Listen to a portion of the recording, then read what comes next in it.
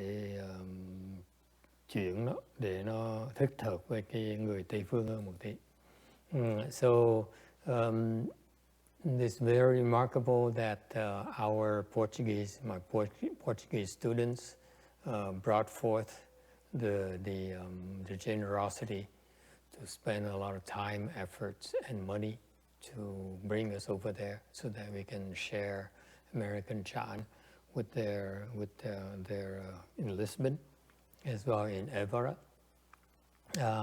Thì học trò của thầy, đệ tử của thầy là rất là từ bi. Họ bỏ tốn tâm huyết và nhất là tốn tiền, rất nhiều tiền để mời chúng tôi qua bên kia để dạy cái thiền, để chia sẻ cái pháp môn thiền cho đồng bào của họ. And as I said, the Portuguese are very, very impressive. I learned a lot. Thầy Quang cái học hỏi rất là nhiều. Người Bồ Đào Nha rất là chịu khó. They're very hard working. In contrast, us Americans are more, I would say, self-indulgent. Ngược lại người Mỹ chúng ta đó thì hơi tự nuông chiều hơn. And I don't know if you agree with this. We are a lot more arrogant. Không biết quý vị có đồng ý chỗ này, chúng ta ngạo mạn hơn nhiều. Yes or no?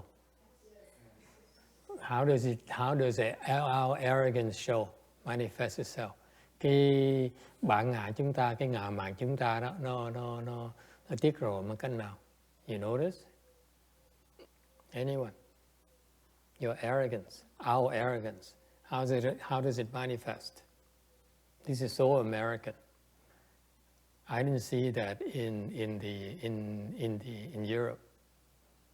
Anyone?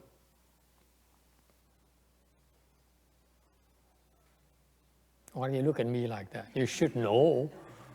Ai cũng bắt ngỡ như nai vàng vậy. Express your opinions. Yes, but so do they. Actually, they're very vocal. The Portuguese, they ask a lot of tough questions. Có người nói là họ biểu diễn tả cái tư tưởng của họ. Thầy nói người Âu Châu cũng vậy. The Europeans are very, very vocal too. Especially you went to academic environment, they are very, very vocal. Nhất là những cái người trong cái môi trường đại học ấy, như chúng tôi tới đó, which we show you a little bit later. Very, very vocal. Họ hỏi rất là hóc búa. They're very, very tough questions. Okay, how does our arrogance manifest in America? A lot more so than I notice. I know you're like that every day, so that's why you don't notice. That maybe our professional doctor here would notice. Yes? We think we know everything already. We think we know everything already. Yes, there's some of that. It's true. Mình nghĩ mình biết hết tất cả. Yes, there's some of that, but not as, so do the Portuguese actually, but in a more understated way. Okay, người Bồ Đào Nha cũng như vậy. Anyone else? There's one thing that us Americans do that is so American. Yes, anyone else? You don't know? No wonder we're in trouble. Yes? We think we can do everything ourselves. We don't need any help from anybody else. We're not humble. Close. We think we do everything ourselves. We don't need any help. Very close. Okay? Yes, Sarah? We're more closed-minded. Closed-minded, okay?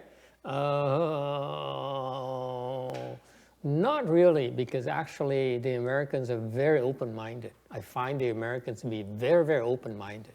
Có người nói là óc chúng ta nó hẹp hòi, thì nó không có đâu. Cái óc người Mỹ thầy để ý rất là nới rộng. The Americans are so open-minded that they are not as stuck on traditions, on on a lot of habits that the Europeans and the Asians have.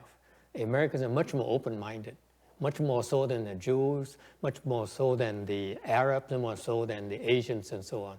Thì người Mỹ nó cởi mở hơn, cái óc họ cởi mở hơn nhiều.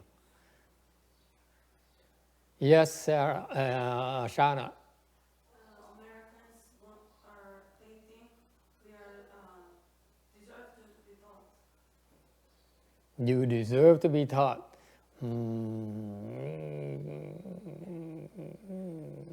Yes or no? Yes. Yes. Hi, Kim. I think Americans think they're advanced in many aspects. Some of that, yes, that's true. Yes, Sarah. Less respect. Less respect. Yes, some of that. The one thing I noticed that us Americans are more so than the Europeans and the Asians. When they come here, they change that, they become that way. Tại để ý cái người Mỹ nó khác người Âu Châu chỗ này, giống người Tây Á Châu mình qua đây vẫn đổi thành cái tính đó. You know what? More so pronounced here is that we are so much more self-indulgent. We do as we please. Yes or no? Raise your hands. Deep down, you do as you please. Yes? Only 2 or 3 of us. The rest of you. Yes? Deep down, that's what we want. We are Americans, therefore we do as we please. No one's going to stop us. Người Mỹ là làm theo cái ý muốn của mình, không cần biết. Okay? And that there's certain arrogance in it and said, I do it this way, like our fearless president. I'm going to do it my way, and like it or not. Nhất là ông tổng thống của mình, the current president. We don't know how much longer, but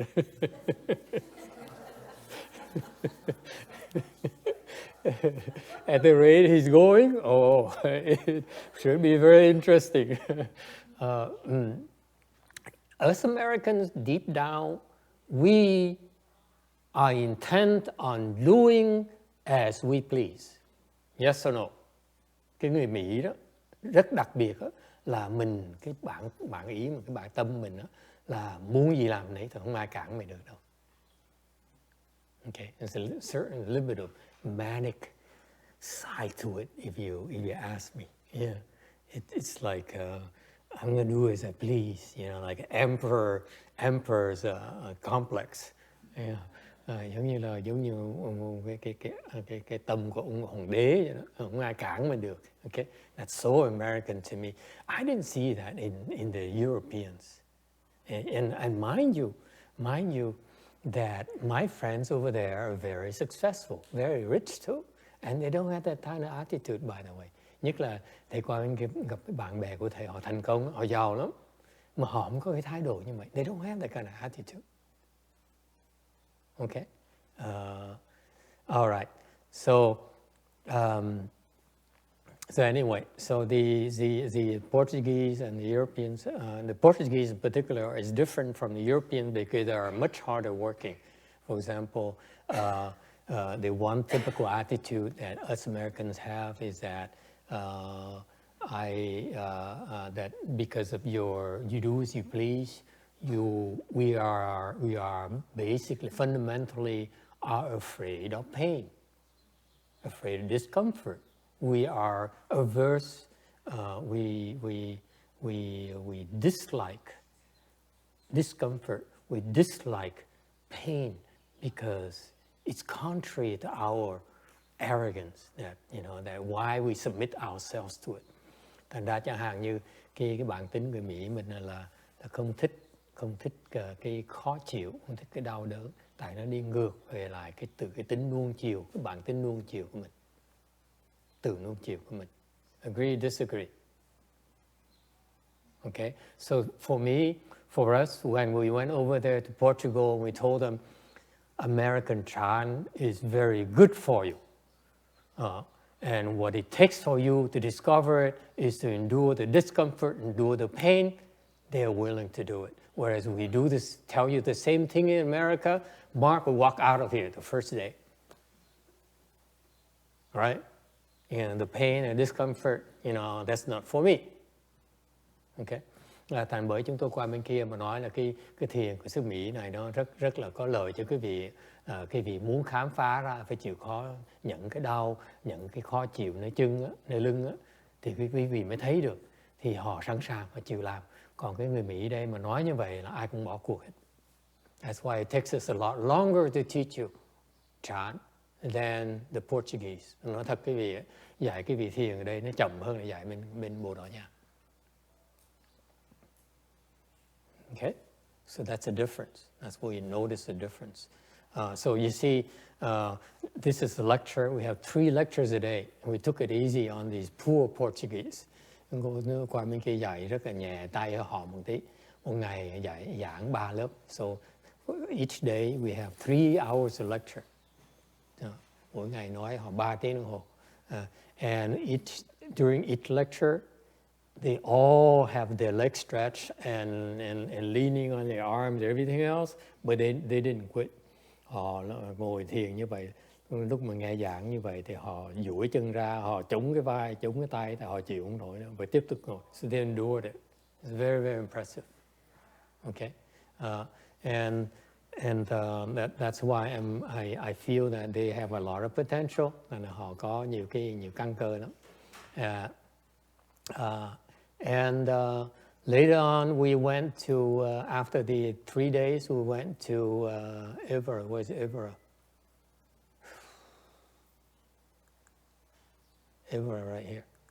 We went to the University of Evora, which is about 45 minutes drive from Lisbon, because my disciple is a professor there.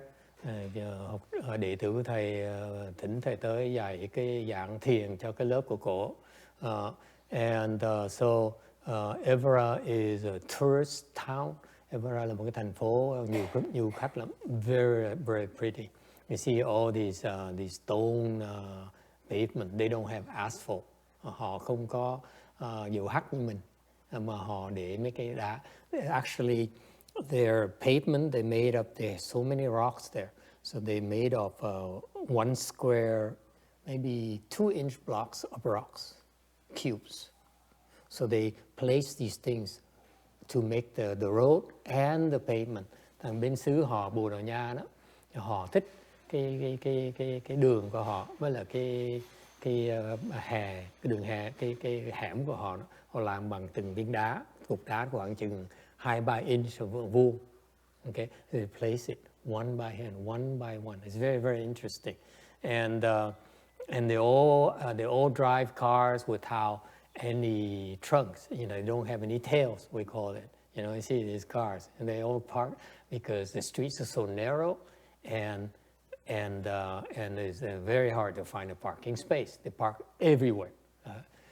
Bên kia xe họ cục đuôi và họ toàn xe nhỏ không à. Okay. For example, the Mercedes Smart is very popular there. I saw quite a few. Như cái xe hai chỗ ngồi của Mercedes đó, có nhiều người lái lắm. Okay, so we went there straight into the parking lot here, and we our lecture hall is right here, somewhere here, I believe. Right here. We're right here in this. This is the university was built in the 19th century. Cái đại học này họ bắt đầu xây từ thế kỷ thứ 19. So it's very, very old. It's Baroque architecture. Cách họ xây là cái kiểu của Baroque. Okay.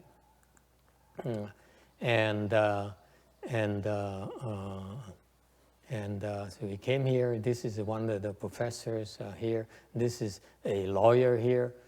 Đây là một cái người luật sư ở đây, ông thầy đó. So they open it to everyone, and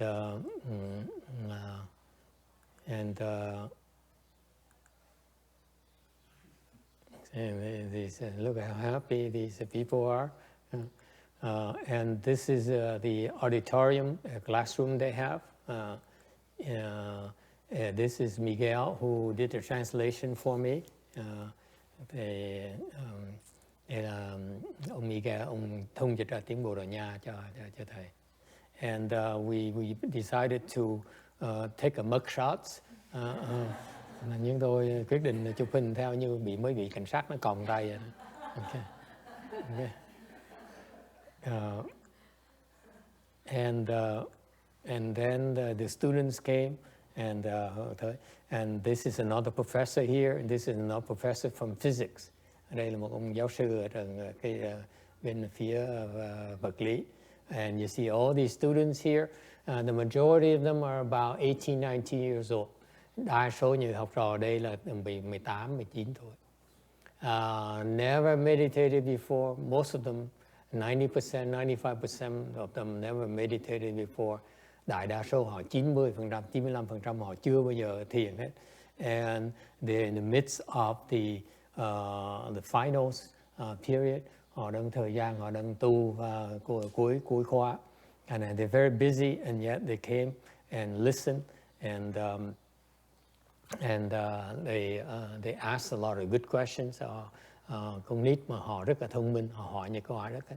What was our theme? Ở đằng Lisbon á, thì chúng tôi dạy về cái vượt qua cái chánh niệm. So in Lisbon, our theme was beyond mindfulness.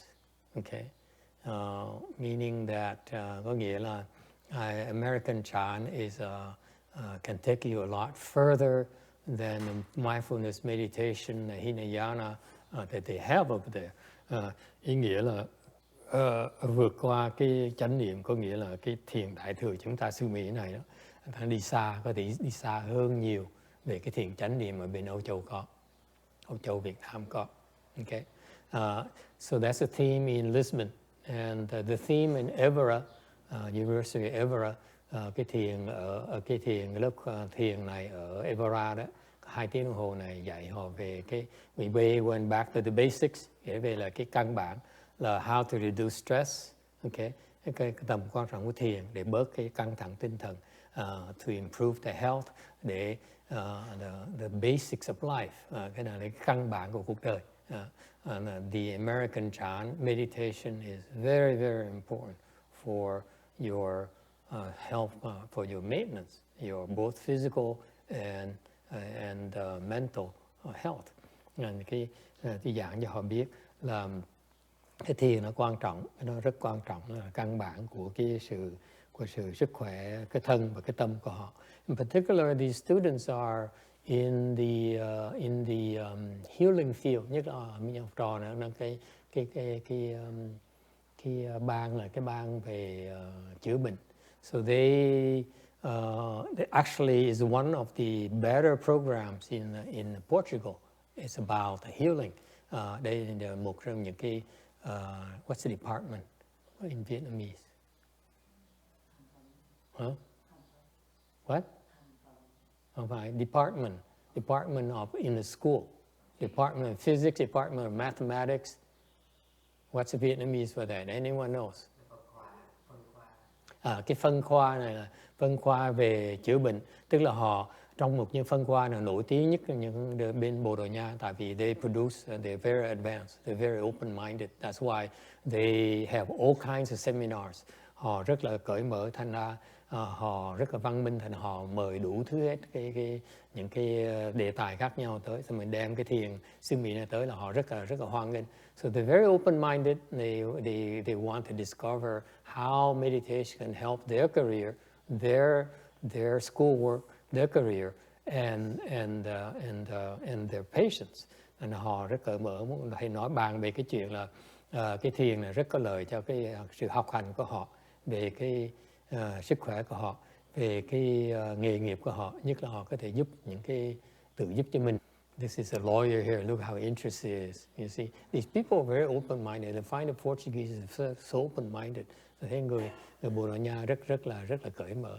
Này luật sư, actually you wanted to learn China, và cũng đòi học thiền nữa.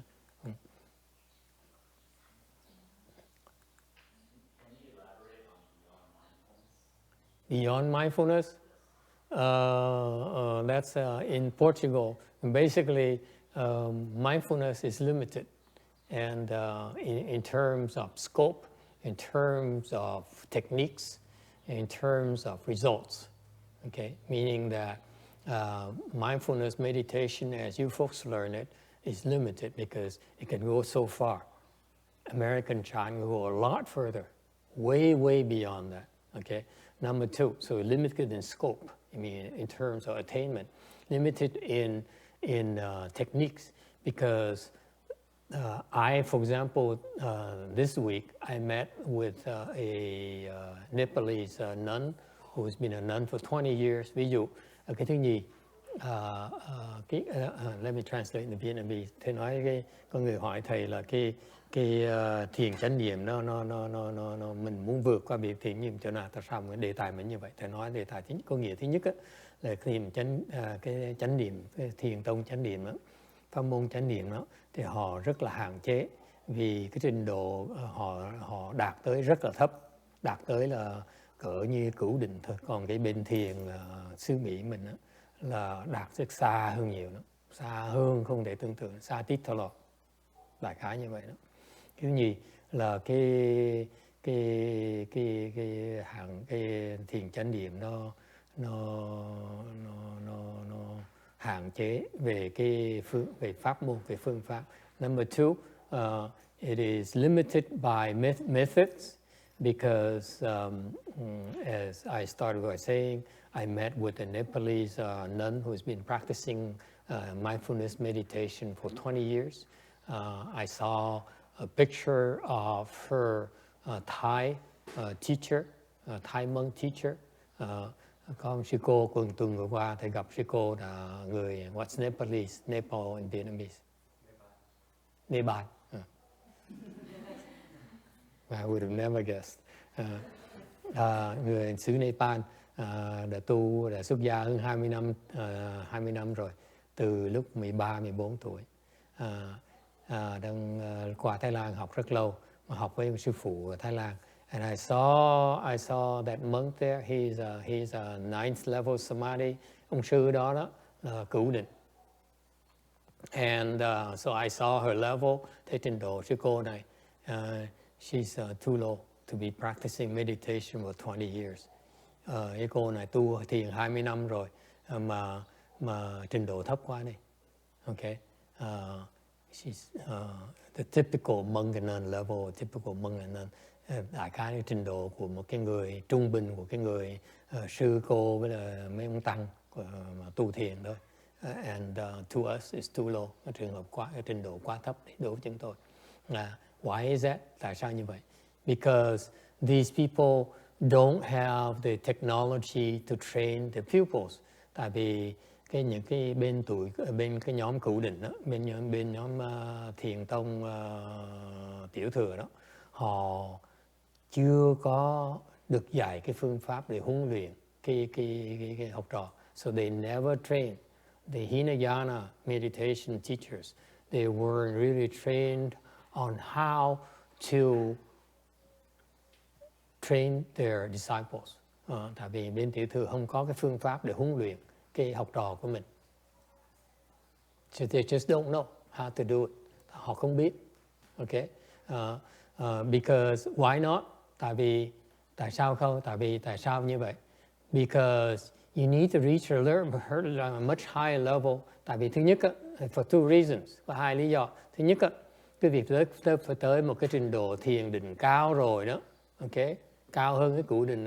First of all, you need to reach much higher than ninth level samadhi before you understand meditation. Lúc đó quý vị mới hiểu được cái thiền là cái gì. At ninth, you don't understand meditation yet. Thiệt sự mà nói, tới cửu định, họ chưa hiểu thiền là gì hết. Thành ra hàng khi mà họ giảng thiền trên cái đài TV, họ giảng trật nhiều lắm, tại họ không hiểu nữa. Mấy ông sư mà giảng thiền trên Nguyên Thủy, mà giảng thiền trên TV, trên mấy cái lớp thiền đó, thì nghe là thì thấy ngay là họ không hiểu được thiền là sao. Because I listened to the Hinayana teachers, whether it's Thai, whether it's Vietnamese, whether it's you name it, Myanmar, or Korean even, or Japanese even, I realize that they don't understand. They don't understand meditation yet. Họ chưa hiểu thiền. And when I say that, okay,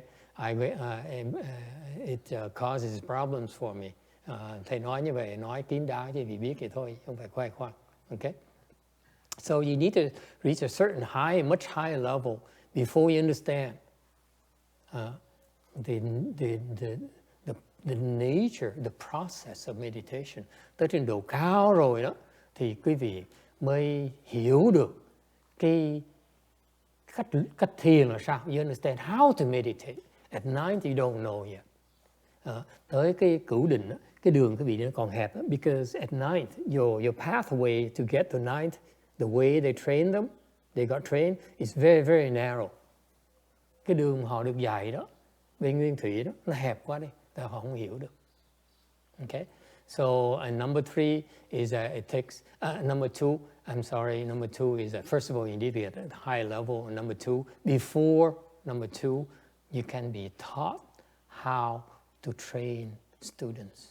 Rồi cái thứ nhì là cái việc tới trình độ cao, hiểu thiền rồi đó, mới được dạy phương pháp để huấn luyện học trò. It's a different skill set. Dạy học trò nó khác là từ luyện thiền mình. Okay? So for example, it took me about over 10 years before I began to understand how to train students. Chẳng hạn như cái cá nhân thầy đó, thầy dạy thiền sau 10 năm thầy mới bắt đầu hiểu là cách huấn luyện thiền. After teaching for 10 years, I began to understand how to teach meditation. And that's why our students progress a lot quicker than Hinayana. That's number three, the speed, the rate of progress. Vậy thì cái khác biệt thứ ba mới nói tại sao mình vượt qua cái chánh niệm, thiền chánh niệm là tại vì cái sự tiến bộ cái việc nó lẹ hơn nhiều, kết quả nó lẹ lắm. Okay, if you have the proper training technique, your progress is a lot quicker. And by the way, American chant is we are the only one who dare talk to you about progress, improvement, because we don't want to waste your time. I don't want to waste my time either. Cái vị để ý thấy cái thiền, lớp thiền Mỹ chúng ta mấy cái chỗ duy nhất mà dám nói cái gì là về cái sự tiến bộ. Chúng tôi đòi hỏi sự tiến bộ.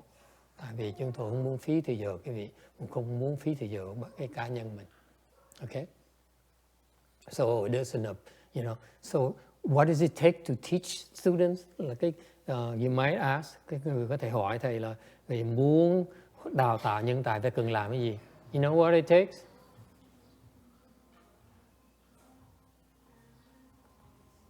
It takes paving the way for your progress. Ông thầy phải dọn đường cho cái vị tiến bộ.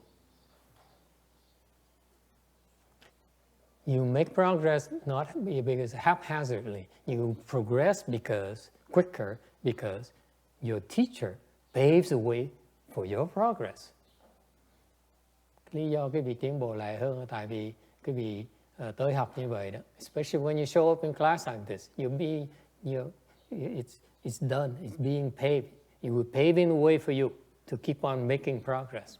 Chúng tôi tới chẳng hạn cái vị chịu khó tới thiền, tới luyện như vậy, mỗi tuần tới luyện như vậy, nó bên ngoài có vẻ những có chuyện gì xảy ra, nhưng thì ra chúng tôi âm thầm chuẩn bị dọn đường cho cái vị tiến bộ. For you to make progress in Mahayana, we pave the way for your progress. Cái bên Đại thừa chúng ta đó, muốn học trò tiến bộ đó là phải dọn đường cho cái vị tiến bộ. Vậy như vậy cái vị mới tiến bộ được. Còn nếu không cái vị tự, because it happened to me personally, no one paved my way, so that I had to look. I was zigzagging my way through for the first 7 years of my professional career. I was zigzagging because no one paved the way for me. Tại vì 7 năm đầu của thầy lúc mà luyện thiền không ai dọn đường, thành ra tốn thì giờ, rất tốn thì giờ mà cứ mò đường mà đi. Okay? Does it make sense? Progress is measured by samadhi power, period. Meaning that That Nepalese nun, for example, I don't want to tell you her level because I usually don't tell people's level until they're dead, okay, out of respect for them. Nepalese woman is too low, okay. We look at her and say, 20 years, it's a waste of your life. Chẳng hạn như ông hỏi là làm sao mà đo lường cái trình độ mình, là định lực. In Mahayana, it's very clear. You meditate in order to increase your samadhi level, period. Thiền chúng ta là dạy cái vị để tăng trưởng định lực. Okay? I know a lot of people come and say, I want to meditate because I feel good. No problem, that's what you want, no problem. Okay? Có nhiều người tới, nói là tôi muốn thiền, tại muốn thiền tôi muốn sung sướng. Okay? Không sao hết. Okay? We won't touch you. But one day when you wake up and you say, oh, okay, it feels good, I want to feel better. Okay? I want to feel even more good or gooder. Hoặc là ngày nào đó họ thức tỉnh, họ nói là ngồi thiền sung sướng, tôi muốn còn sung sướng hơn nữa. Okay? Thì lúc đó, then when you wake up to that, we can help you. But we won't touch you unless you know we won't meddle with your goals. Thành tùy cái mục tiêu cái vị học thiền là gì. Cái vị muốn ngồi thiền sung sướng, no problem. You come here, you feel better and you sit at home. That's for sure. Okay? Thì tới đây thì cái môi trường này, particularly this Buddha hall here is very unique. It makes you meditate a lot easier, a lot better. Tới cái Phật điện này đó, cái vị sẽ thiền dễ hơn và dễ dàng hơn và chú tâm cao hơn. Your concentration power, your concentration level is higher here than elsewhere. That I know. Thì biết á, là cái chỗ này đó, cái vị chú tâm dễ dàng hơn, cái sức chú tâm cái vị nó cao hơn thường lệ. It's by design. It took us about 10 years to figure it out. Okay? To build it up to this level. Okay? That's why now we're moving on to the next place. Okay? That's what we do. Build and build and build and build. Okay?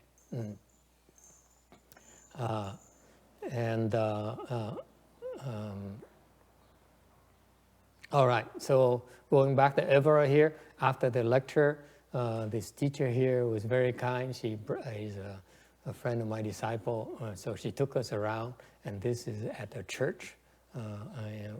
Evora is a small town, and yet they have like several churches, very old churches, about 10 churches, a dozen churches, very, very old. Thì thích dễ sợ, có mấy cái nhà thờ rất là cũ, chừng 12 cái nhà thờ cũ. And very hilly, the streets are very narrow and always curvy, never straight like in the US. Đường bên xứ Mỹ mà nó thẳng băng thẳng và vuông. Bên kia nó quanh co, nó còn ngoèo, nó lên xuống. Okay? You never know where you're going to go. And the turns are sometimes 90 degrees. Nhiều khi con đường nó vừa nhỏ, vừa 90 độ luôn nữa. So that's why the cars have to be very small. Ai cũng lái xe nhỏ như vậy đó. We drove a van, and I think Miguel was sweating bullets when he was driving in Evora. Ông Miguel, ông bướng xe van lái tới Evora, ông chảy mồ hôi hột luôn. Okay, and you see the background here. You can see a church. Thấy nhà thờ ngay trong lưng nhà thờ. And the one thing about Evora is I really like, besides the students and is that they have, brace yourself for this. Có cái này cái gì phải để the best olive oil ever. The best olive oil. Cái olive oil nó ngon dễ sợ lắm. Incredibly good. Oh. Ngon dễ sợ, cái dầu olive nó ngon không thể tưởng được. To the point where we brought some over to Paris. Sau chúng tôi qua bên Paris, okay? And you know the French are known for their bread and butter. Từ người Pháp nổi tiếng là bánh mì với là bơ của họ and cheese hoặc là fromage của họ. So we tried their bread with the Portuguese olive oil is better than French butter. Mà cái right China? Will you also try the vinegar? It's something else. Yeah. Ngon dễ sợ. Anyway, and then we went over to France and visit my high school teacher. Xong khi tôi qua bên Paris để coi, we went to the Louvre, of course, qua đương nhiên qua cái bảo tàng Le Louvre. It's a must. Vì tới Paris, phải qua bảo tàng Louvre. Everyone I know went to the Louvre loves it. ai mà tới Louvre cũng mê hết đó. And then we went to see my high school teacher here, cái bà Janine. Janine is her name. I adore her. And this is her husband here, Emile. Ông Emile chồng của bà, 90 years old, 88 years old. Okay. And then we had a small reunion with my friends, mấy bạn bè của thầy Hoàng Trung. And we went to lunch with them to Holiday Inn Express. Tới qua ăn trưa ở đằng Holiday Inn Hotel.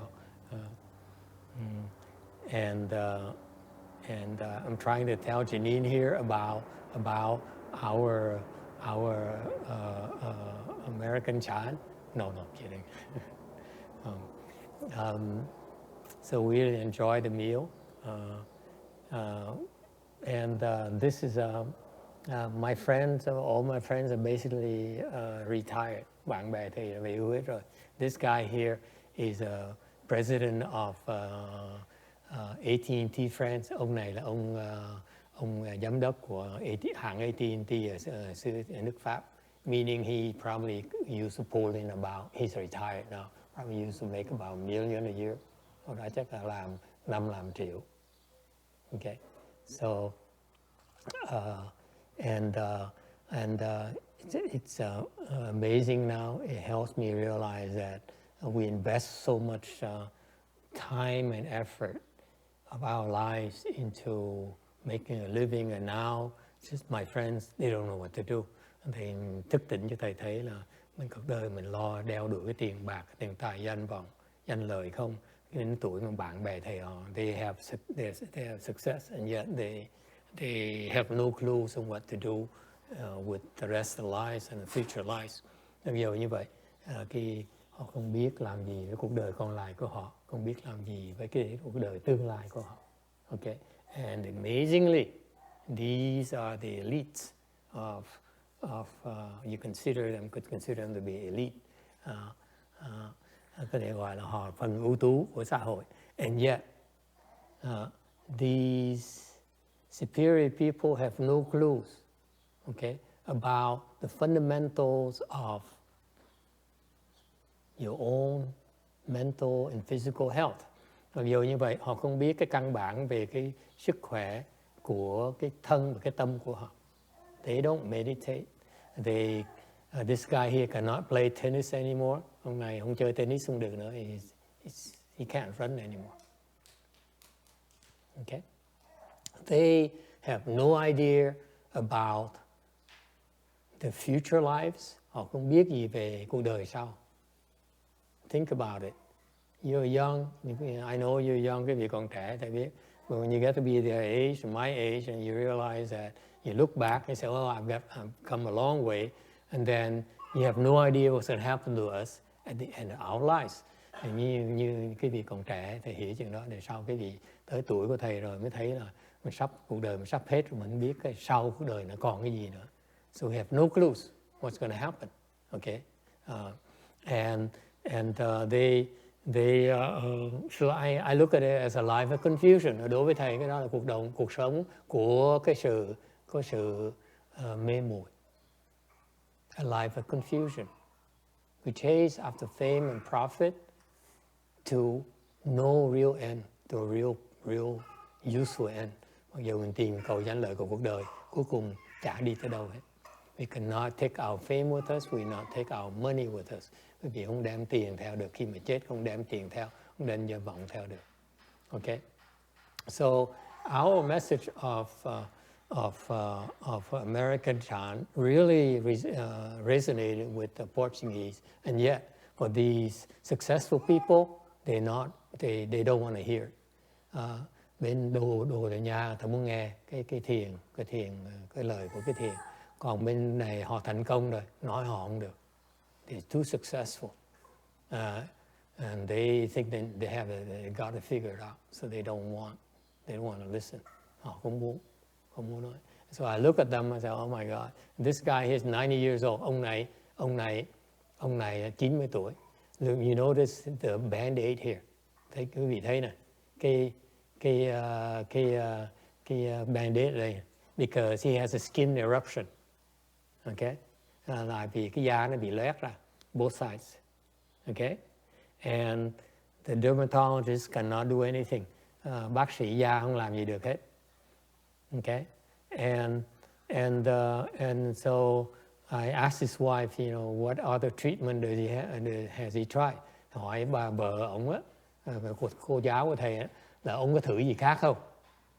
She says he doesn't believe in anything else. Nói là ông này là dân trí thức, không tin gì khác hết đó. He only believes in a doctor, chỉ tin vào bác sĩ thôi.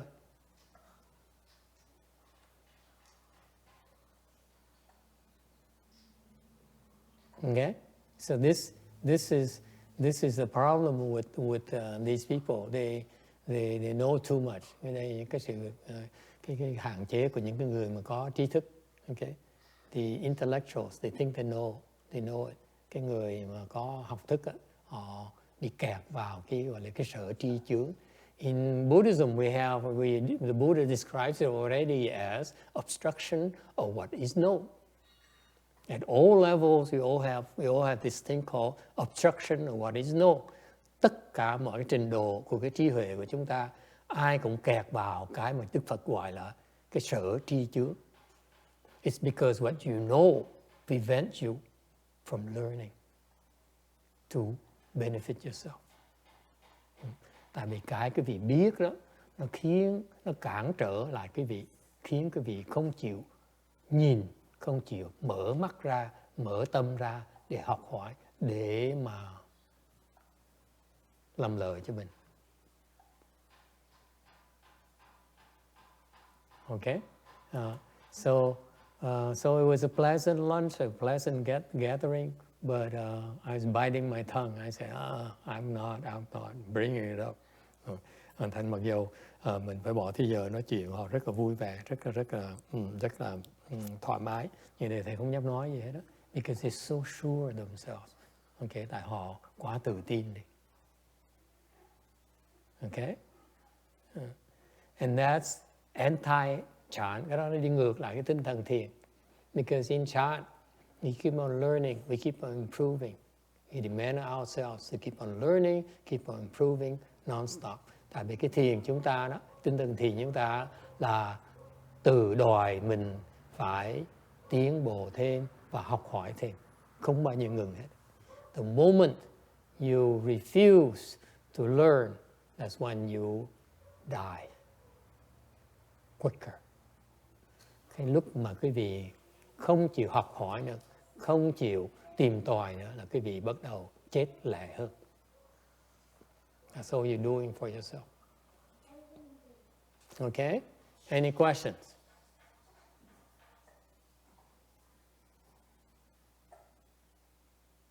Okay, and so even though I taught the Portuguese, I share with Portuguese the superiority, the importance of chant.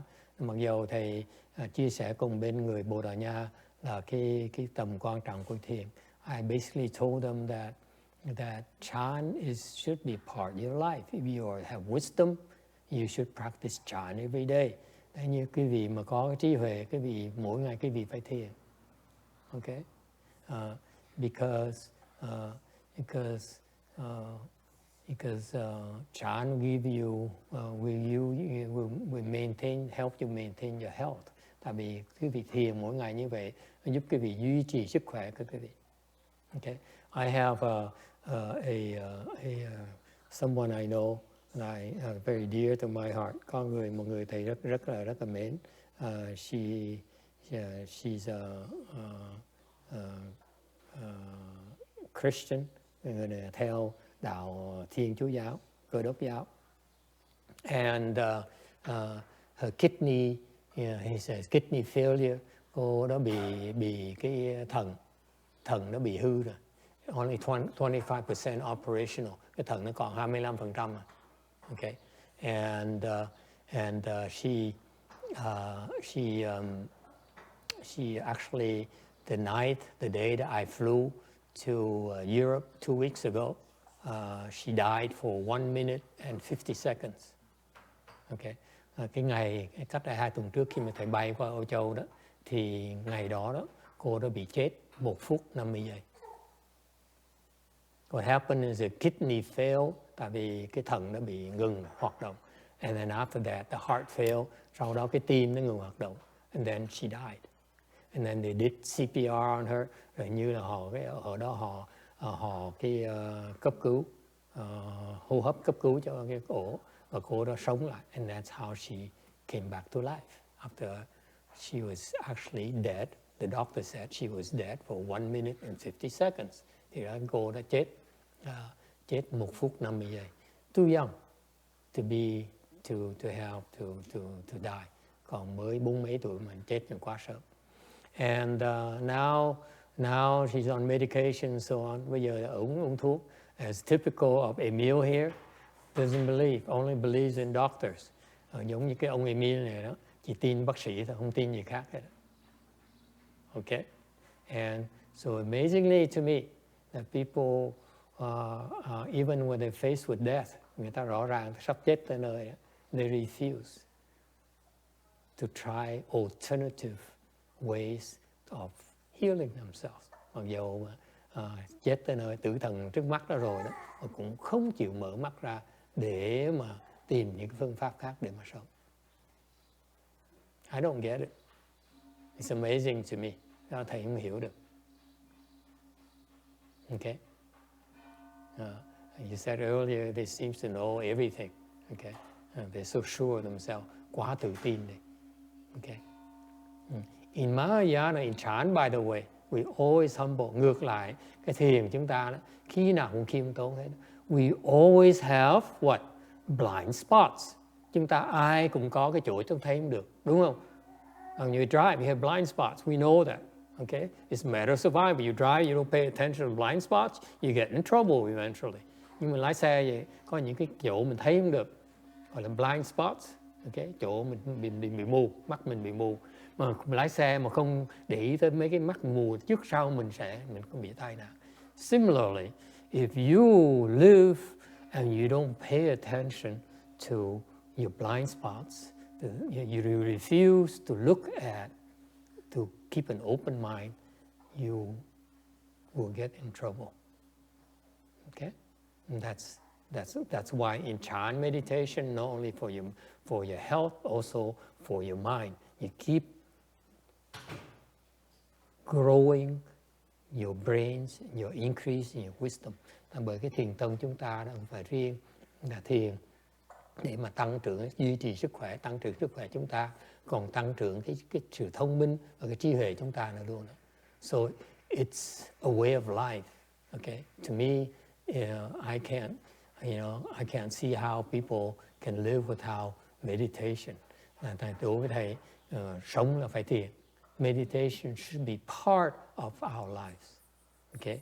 And that's why I was very glad to go to the university and share with the kids who are the teenagers, and these 18, 19 year old students. Thầy mới cố ý bỏ thời giờ tới chia sẻ cái pháp môn thiền với những người trẻ như vậy.